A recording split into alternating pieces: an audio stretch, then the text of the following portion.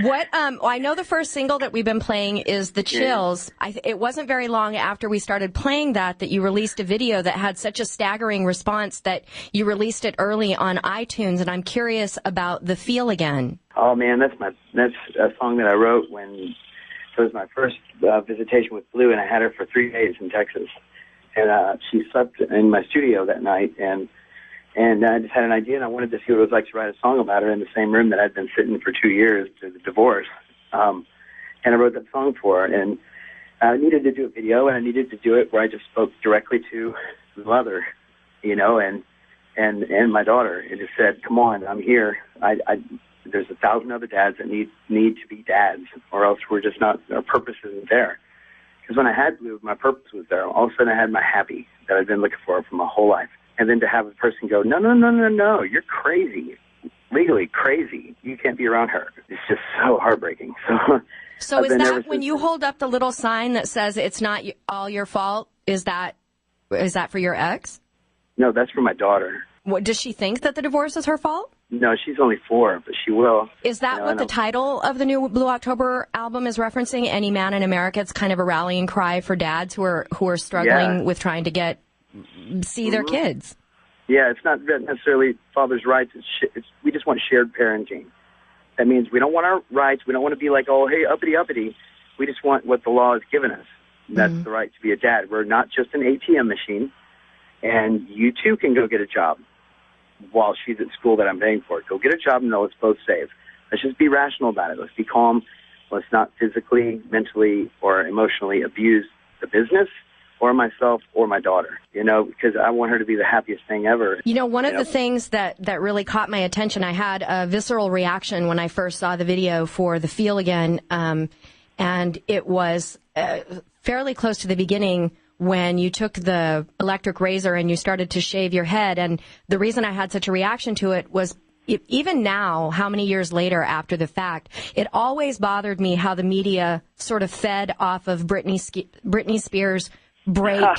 Yeah. I'm not saying this to be, I'm not meaning, I mean, I'm not being mean. I always, it always hurt to see the images of her look like a trapped animal in that beauty salon and shave her head. And my sense in watching that and seeing it in my mind's eye was that, the whole world seemed to think that they owned her, and her going in there and doing something like that was a way for her to get a bit of her own power back. And I wondered what you were going through, or what your thoughts were when you started to shave your own head. Well, it was similar to that, except for I really feel bad for Britney Spears just being who she is and all, but it's to the point of where I wanted to do it that way because I know that I had been locked in my house for quite a while, and I hadn't looked at myself in the mirror for probably a year and a half, just because I'm not going to sit here and whine.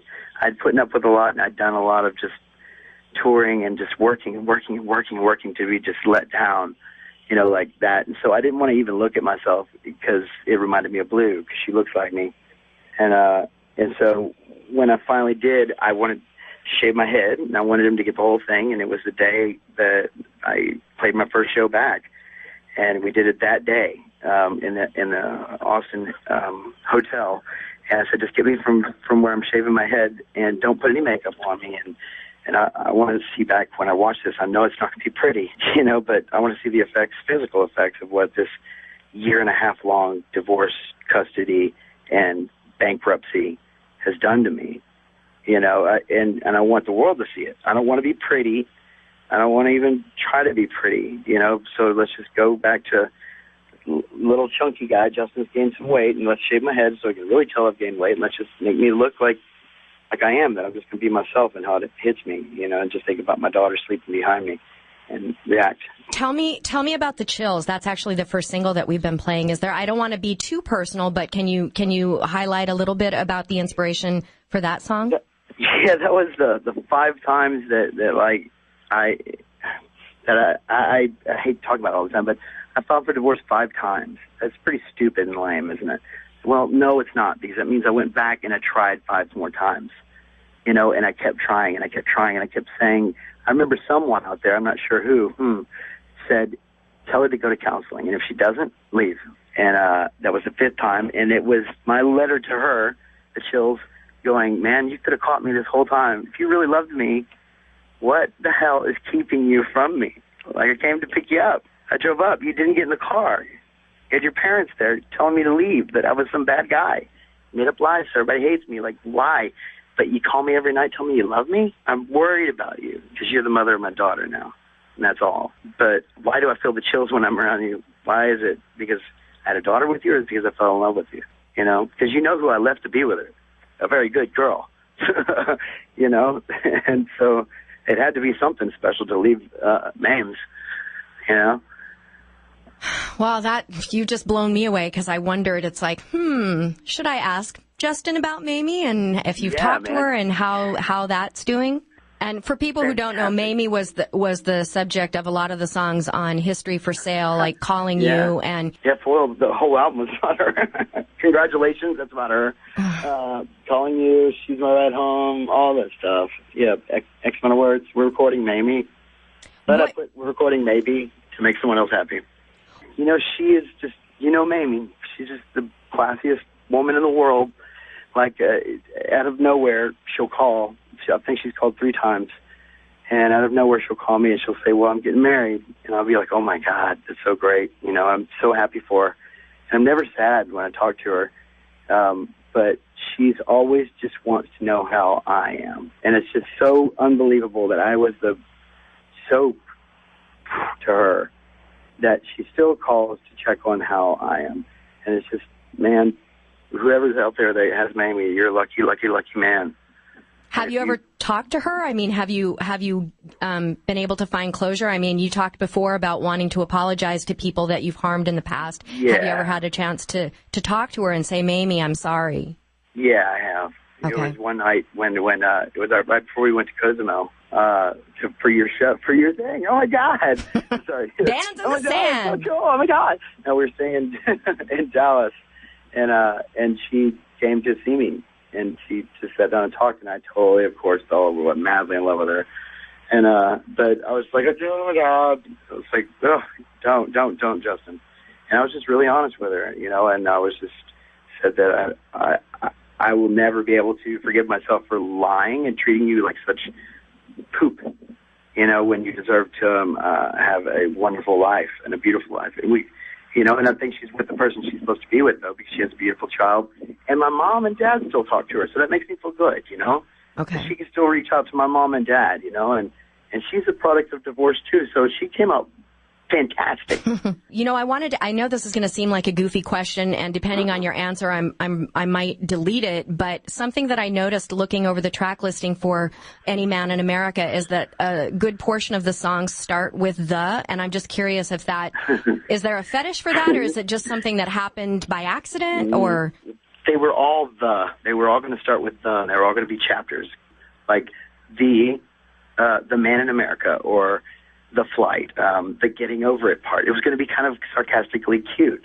And then when you listen to it, you're like, that's not funny. It's clever, okay? But then as I listened to it and saw them each as different little art pieces and stories, part of the story, they didn't all need the at the beginning of it. If I was writing a book, I think I just need to go write a big book and put the in front of everything, because I'm just obsessed with making it all look like a book all the time. Well, I was going to ask you about that when you mentioned that, because I know that you actually did put out a book, Crazy Making, which had all of Blue October's lyrics and then little snippets of what each song was inspired by. So I wondered if that was the process of writing this album. Did it sort of overlap when you were finishing that book? Yes.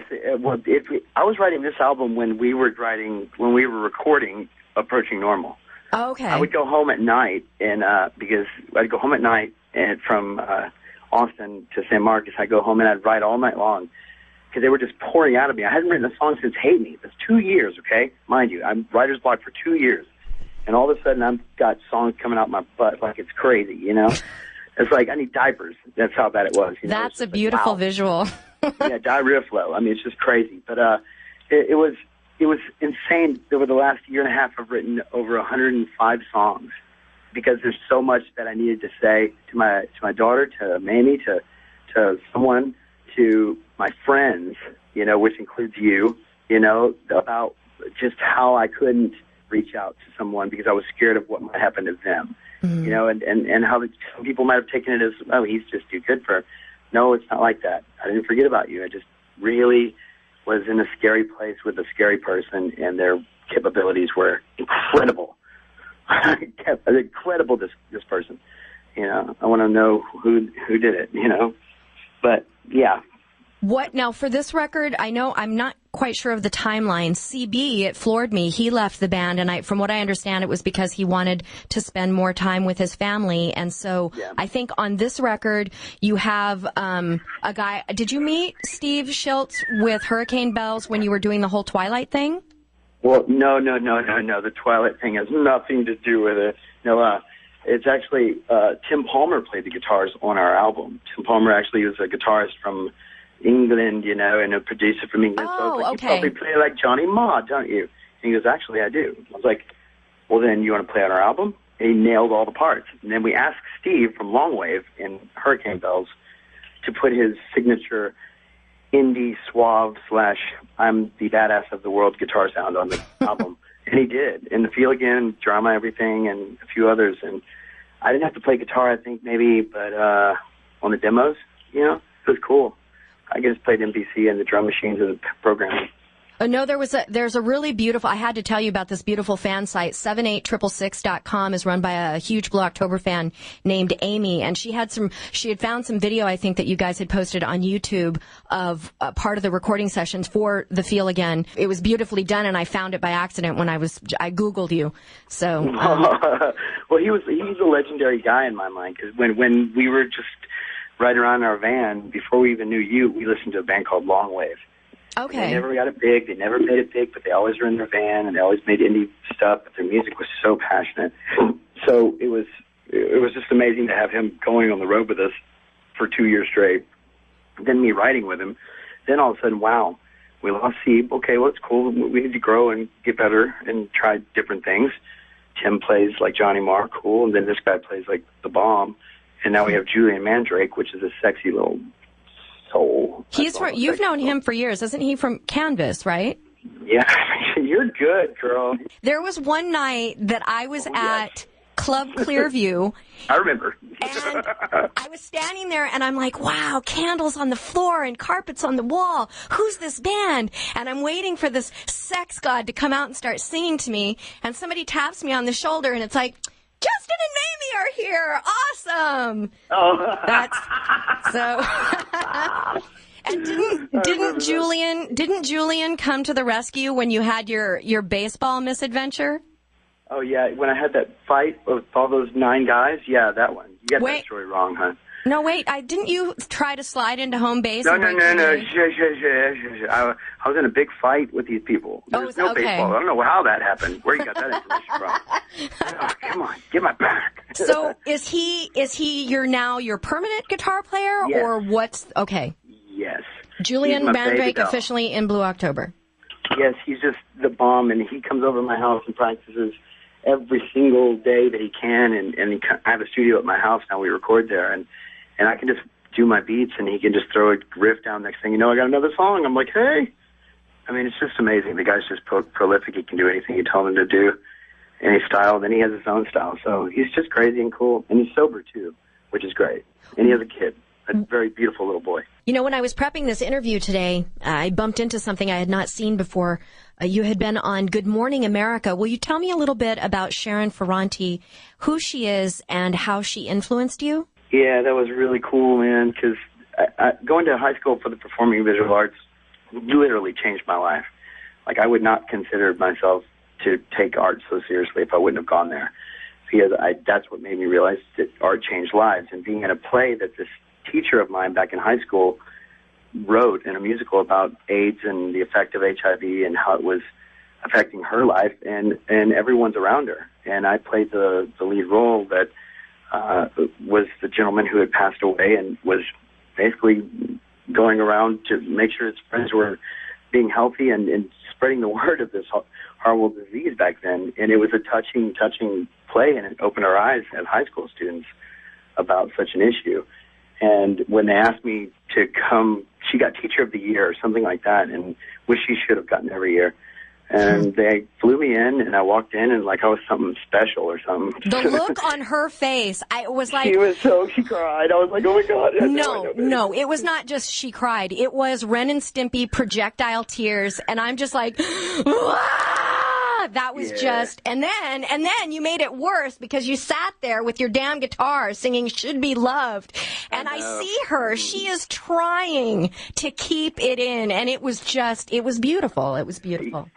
She always believed in me, She always told me, get rid of that girl, you don't need her. Whoever I was with, get rid of her, you don't need her. It was awesome. Bitch, I loved her, and it was Good Morning America. What funny thing was, the girl interviewing us, she went to the school too, right? She was my girlfriend in high school, yeah. No! That fine girl, yep. The one that George Stephanopoulos was interviewing and laughing at her? Yeah, that one. Oh, my God. Yeah, she was totally like my secret girlfriend, so now I can go ahead and say that. Did she know Amanda, she was your Amanda. girlfriend, or is this a Justin fantasy in retrospect? No, she was. No, we held hands and stuff, but we just didn't let her. My girlfriend at the time, though. We even made out on the bus, Could you be any cuter? Yeah, she was my girlfriend. We held hands. We did hold hands, man. It's like, I'm all about that. I don't believe in sex before that. I don't, no, none of that. Just hold my hand. I'm so nervous to just hold your hand. Oh my God.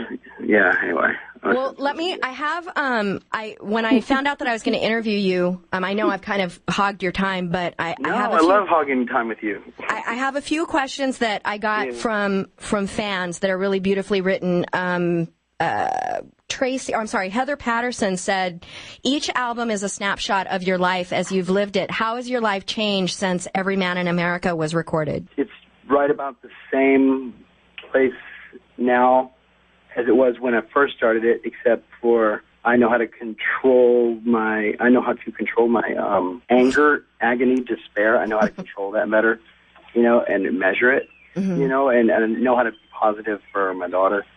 And I don't think stupid things, and I don't do stupid things, and that's how it's different. I've learned how to deal with the fact that this ain't going to change unless I just keep it up. And there's a lot of deadbeat dads out there that aren't really deadbeat dads, is what I've learned also. April Rhodes had a really good question, and I'm so glad that she brought it up because, and I'm going to keep referencing that 78666.com website because Amy had a beautiful series of videos that I guess were filmed for German television where you were I was floored how candid you were about your struggles with bipolar disorder. And April had wanted to know how you feel about being a voice and a role model for everyone who may love Blue October who is also struggling with bipolar disorder. Well, I loved the fact, and it was almost like wow, like the blind leading the blind, but we all just, as long as we're honest, then it's help. We'll see. We live in a world and in a society that still does not understand mental illness or people who are different. I mean, it's not, I even hate the word mental illness because it has such a pejorative connotation. And it upsets me that it can be used against you even when you have a pure intent. And I'm curious, how do you find a balance with being an honest artist and at the same time protecting yourself from people who will use that honesty against you? You just keep being as honest as you can, if not more now. Because the more someone will sit there and dig into your life and try to hurt you, the more it opens gates to meeting people. Like I've met the head of CPS down in San Marcos in Austin. And now, guess who my best friend is? The head of CPS, which is a lady who I go shooting guns with on the weekends because I want to know all the laws and I want to know everything there is to know about how to protect a child. Stay off of drugs, be healthy, be a good role model, be consistent. Do not use her as a messenger between you and her mom. Do not yell in front of her, that kind of thing. My daughter is never going to see me as a person who did not keep fighting for it. She's got to know that she's got to stand up for herself. Well, of course, on top of the new Blue October record, you've got a couple of shows coming up. I believe you're going to be doing a free gig at Waterloo Records on August 15th in Austin. And then the big two shows for us in Dallas are going to be at the House of Blue October on the 17th and 18th. And I had a question from a diehard fan in Australia named Alicia who says in all caps, when is Blue October going to come to Australia? Because, we have Blue October fans over here too, You tell her when the economy gets better and we can afford it, I will be happy to come over there. Or when she gets us played on some Australian radio stations, or when she can get a sponsor to pay for it, and we'll be there tomorrow. I'll play her living room, you know. I'll pay for that flight as long as I can go to the show. That's hilarious. Yeah. Diapers are a little bit more important right now, and schooling and saving and stuff and all that. So, but it's like, I'd love to play Australia. I really would. I honestly would. It just costs so much money. Tracy in Kansas wanted to know if Blue October fans would be able to buy the new record through the band directly as opposed to going to outlets like iTunes or Amazon. Yeah. That's what we got our boys up here for. They're always so smart about that stuff and getting it all together. We're going to have the third part of the book also be put on from Attaching Men in America to that. It'll be a new book and a lot more information on that. And a lot of fathers' rights. I have a website up for not fathers' rights, but shared parenting. And just to get the notes out that there's a lot of things going on that people don't know about. Mm-hmm. You know, your dad might not be as much of a deadbeat as you thought he was. Check your mom. And your mom might not be as much of a dad. Check your dad. It's about single parenting. You know, treating your kid right. Paul's pulling the phone away from me. He's telling me I have another interview. I don't want to go. Go like this. No, Paul, no. I can call you back. Do you want me to call you back? No. I'm good. We're good. I've eaten up so much more of your time than I thought possible. But this is the ultimate Blue October interview right here, darling. So. Well, I love you so much. And how's the chill sound on the air? Paul wanted to know. It's so good that we should play it with towels and cigarettes because people are having orgasms. People are having orgasms. We should give up cigarettes and towels. What do the towels have to do? Oh, okay. You're disgusting, you know?